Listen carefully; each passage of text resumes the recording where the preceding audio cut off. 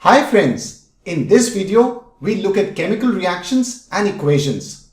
I'm going to show you the tips and tricks on how to write the reactions in chemistry. I'm sure by the end of the video the concepts will be super clear to you. And do check out my website manochaacademy.com. I have more courses and questions for you to practice. I'll put the link below. Alright, let's get started. Here I have some pictures of changes in our everyday lives, and you need to identify what are the physical and chemical changes here. So let's start with the first picture. Can you see that the person is cooking food here? So is that a physical or a chemical change? What do you think? That's right, it's a chemical change. Because you know, once the food is cooked, new substances are formed and it's irreversible. Now let's take a look at this next picture where you can see that the ice is melting. So what change is that? Is it physical or chemical? Correct. Melting of ice is a physical change. So I'll label it with P. Because you know that it's reversible and no new substance is formed. Ice just melts to water. Now let's take a look at the picture below here. So can you tell whether boiling of water, is that a physical or a chemical change? It's again a physical change because water changes into steam and it's reversible. Now let's look at this next picture. Here can you see rusting of iron is shown. So what change is that? Correct. It's a chemical change because a new substance is formed. Iron changes into rust and it's irreversible. Now what about ripening of fruits? Is that physical or chemical change? It's a chemical change again because new substances are formed when the fruit gets ripened and you can't get back the original form of the fruit. Now what about the burning of the candle? This is an interesting example because when a candle burns, there is both a physical and a chemical change involved. So the burning of the candle is a chemical change, but the melting of the wax here, can you see that the wax is melting? So that's a physical change. And when the candle burns, you know that it gets converted into carbon dioxide and water vapor.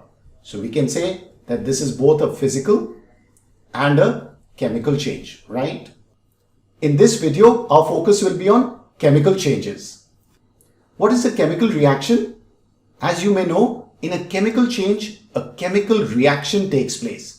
So whenever there's a chemical change, there's a chemical reaction involved. Now what is the definition of a chemical reaction? So as you can see here, a chemical reaction is a process in which new substances with new properties are formed. So the important thing is something new needs to be formed in a chemical reaction. But in a physical change, you know that no new substance is formed. Here we have some examples of chemical reactions. For example, hydrogen plus oxygen gives water. So can you see that water is the new substance formed from hydrogen and oxygen. Similarly, sodium and chlorine combine to give sodium chloride. So the new substance here is sodium chloride. There's something new formed from sodium and chlorine. And as you know, water has very different properties from hydrogen and oxygen. Right? Hydrogen and oxygen are gases. But water in its normal form is a liquid that we drink. And same way, a metal sodium combines with a poisonous gas to form sodium chloride. That's salt, which we eat every day. So that's the magic of chemistry, that in a chemical reaction, new substances with new properties are formed. Now let's talk about what are the substances on the left and right side of a chemical reaction known as. For example, when hydrogen and oxygen combine, they form water. So can you see the substances on the left are hydrogen and oxygen, and these are known as the reactants. Okay, so the substances on the left are called the reactants of the reaction. And what are the substances on the right called?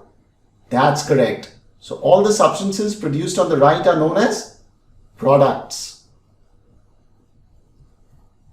Okay, so the left side is called reactants and the right side are known as products. Now let's take a look at this example. Can you identify that what are the reactants and products in this equation below? So you can see that iron is combining with sulfuric acid to produce iron sulfate and hydrogen. So what are the reactants here? It's iron and sulfuric acid. So these two are our reactants. And what are the products? Iron sulfate and hydrogen. Because what's formed is on the right hand side. So these are the reactants and products in this chemical reaction. When we write a chemical reaction like this, hydrogen plus oxygen gives water. This is known as a word equation because it's expressed in words. Now we are going to learn how to convert this into a chemical equation. So how do we convert a word equation to a chemical equation in chemistry? The important rule that we need to follow when converting a word equation to a chemical equation is that for the elements in the equation, we are going to use atomicity, right? And I'll show you with an example why. And for compounds in the equation, we are going to use valency. Okay, so for elements, it's atomicity, and for compounds, valency.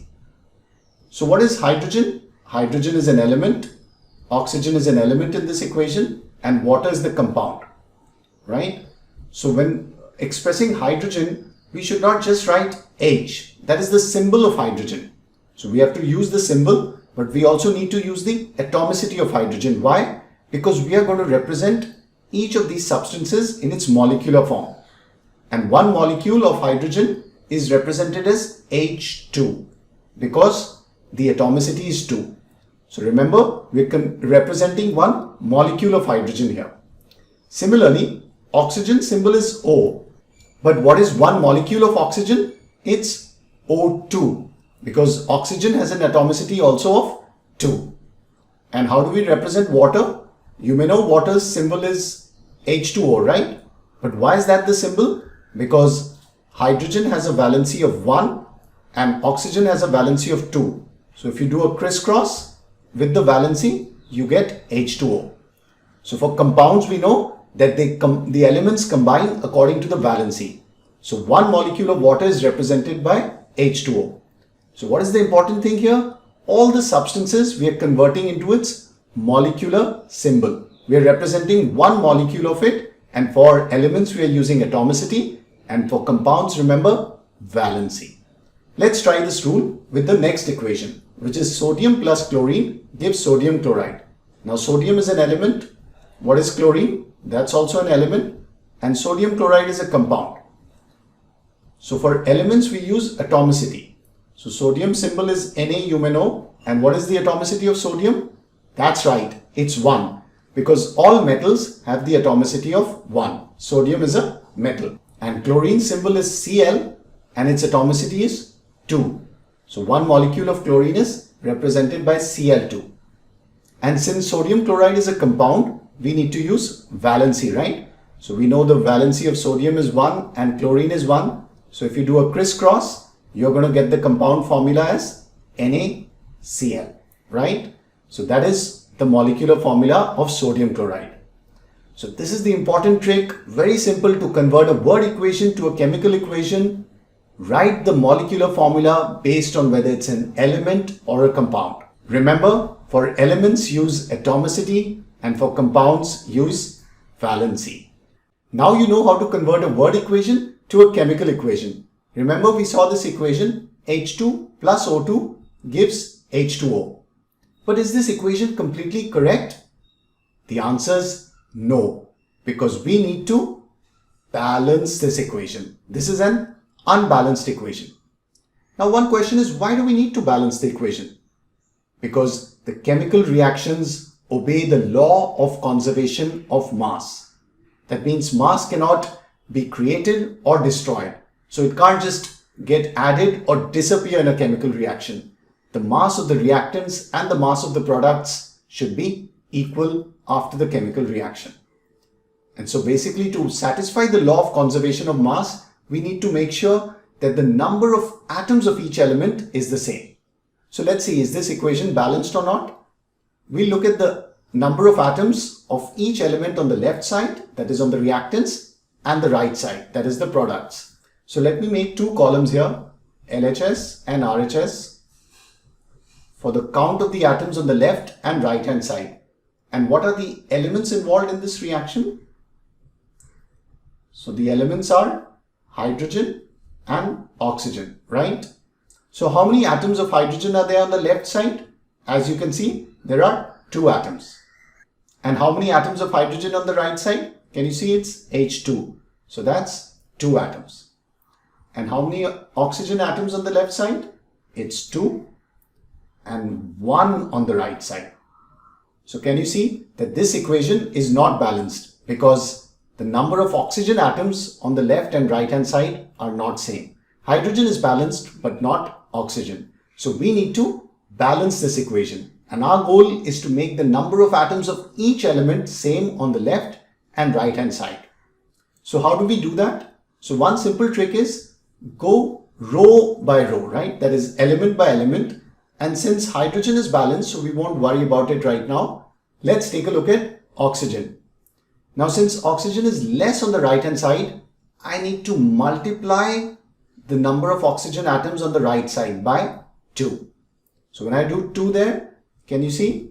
This is going to turn to 2. So oxygen is balanced. But since now we have 2 water molecules, this is going to be 4. Okay. So hydrogen is now unbalanced.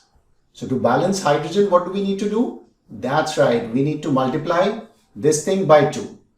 So you can't change the formula. You can only add multipliers in front of the substances. So in places like in front of hydrogen or oxygen or water.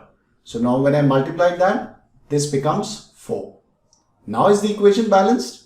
Absolutely. Because there are 4 hydrogen atoms on the left and 4 on the right. And oxygen you can see is 2 on the left and 2 on the right. So this equation is a nice balanced chemical equation.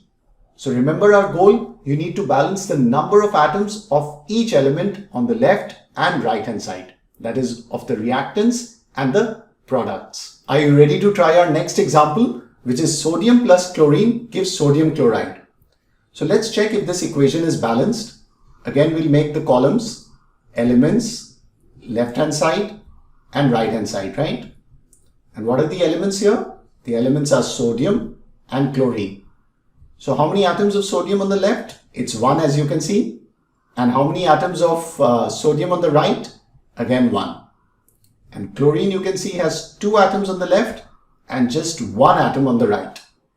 Okay. So is this equation balanced? No. Because as you can see, the chlorine atoms are not balanced. So we need to balance this equation. If it was balanced, then you don't need to do anything. So again, the trick to balancing is start with the element that's not balanced, right? And here you can see chlorine is not balanced. So to balance it, we'll need to multiply on the right by 2.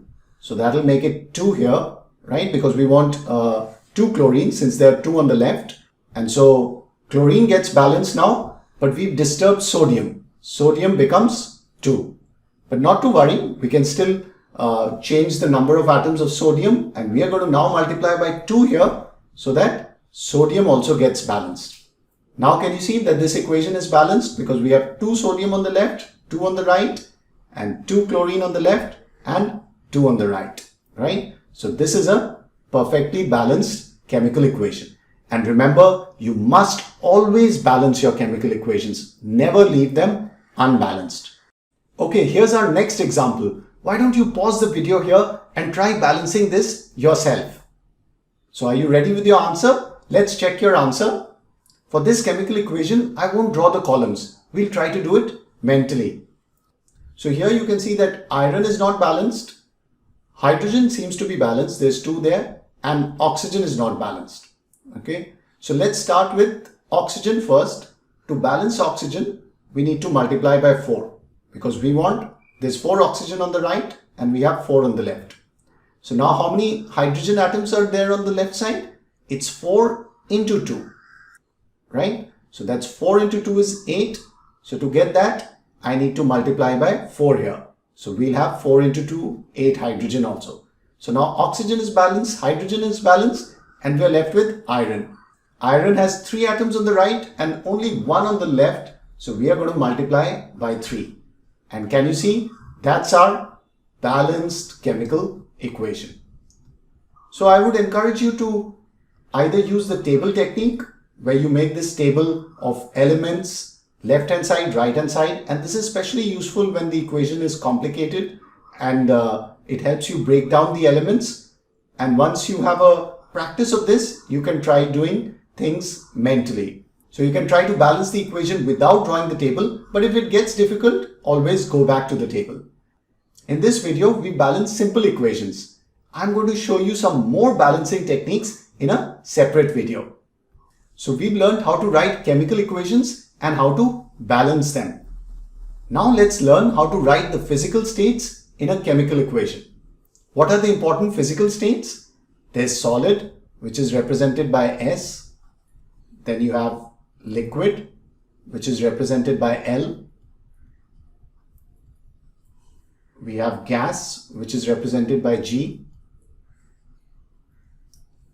And aqueous, represented by AQ. So what is the difference between liquid and aqueous?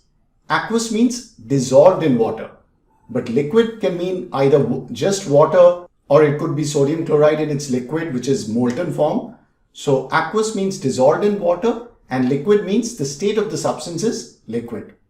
So let's add the physical state to this equation here.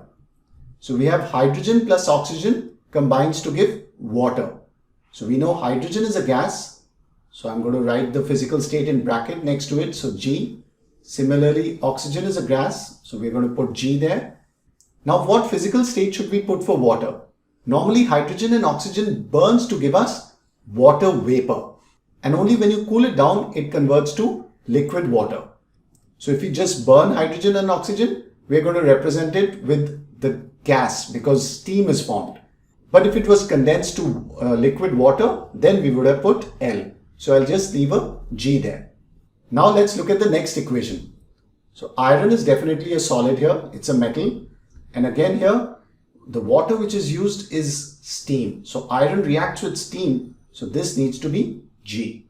And we have triferric tetroxide form, which is a solid. And we know hydrogen is produced, which is a gas. So I've added the physical states of this equation.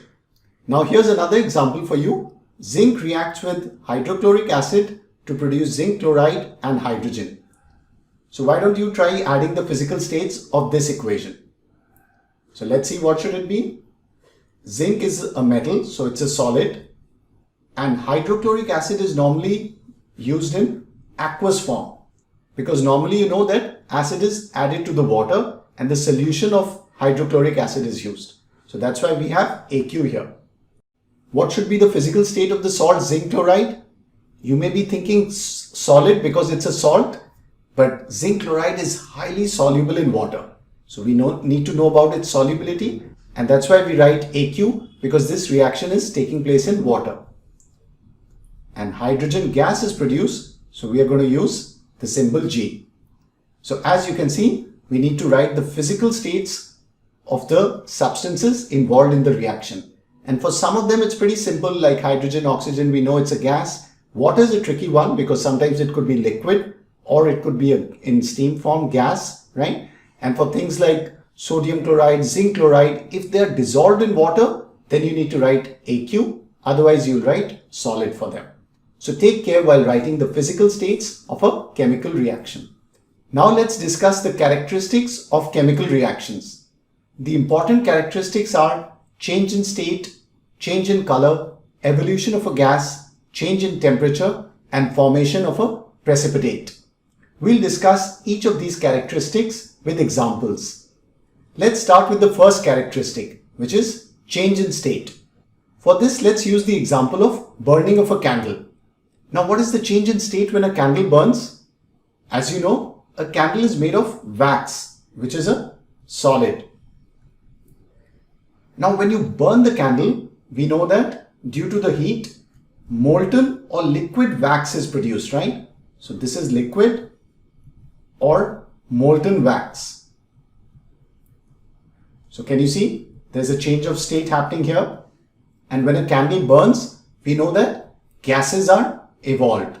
So what gases are produced? The candle burns to give carbon dioxide and water vapor. And both of these are gas, right? So can you see the change in state happening in this burning of a candle? The solid wax is giving liquid molten wax and it's producing gases, carbon dioxide and water vapor. So there's clearly change of state happening in this chemical reaction. Another characteristic of chemical reactions is the change in color. For example, when a tomato ripens, it changes from green to red color. Let's look at the color change in this example.